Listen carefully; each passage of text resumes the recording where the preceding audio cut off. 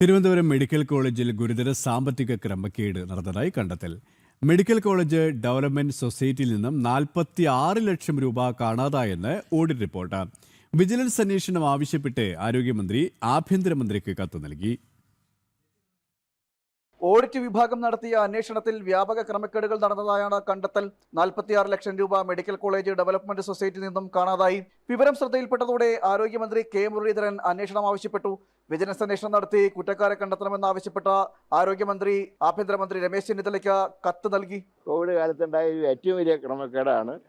HDS fund ബാങ്കിൽ അടച്ചില്ല. പിന്നീട് 8 ലക്ഷം രൂപ പിന്നീട് അയച്ചു. എന്നാലും ബാക്കി കുറവുണ്ട്. അതിനെക്കുറിച്ച് അന്വേഷിക്കാൻ പറഞ്ഞിട്ടുണ്ട്.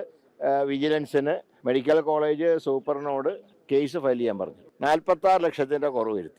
അതിനെക്കുറിച്ച് അന്വേഷിക്കാൻ ഏർപ്പാട് ചെയ്തു. 2019-20 കാലയളവിൽ പിണറായി സർക്കാരിന്റെ കാലത്താണ് ക്രമക്കേടുകൾ നടന്നത്. കോവിഡിന്റെ മറവിൽ വ്യാപകമായി പണം തിരിമറി നടത്തിയെന്നാണ് വിവരം. പുതിയ സർക്കാർ അധികാരത്തിൽ വന്നതിന് ശേഷം ഓഡിറ്റ് വിഭാഗം നടത്തിയ അന്വേഷണത്തിലാണ് ക്രമക്കേട് കണ്ടെത്തിയത്. സമാനമായ രീതിയിൽ മറ്റു മെഡിക്കൽ കോളേജുകളിലും ക്രമക്കേട് നടന്നിട്ടുണ്ടോ എന്ന സംശയമുണ്ട്. ഇതടക്കം സമഗ്ര അന്വേഷണം നടത്താനും ആരോഗ്യവകുപ്പ് തയ്യാറെടുക്കുന്നതായാണ് വിവരം. ജനം, തിരുവനന്തപുരം.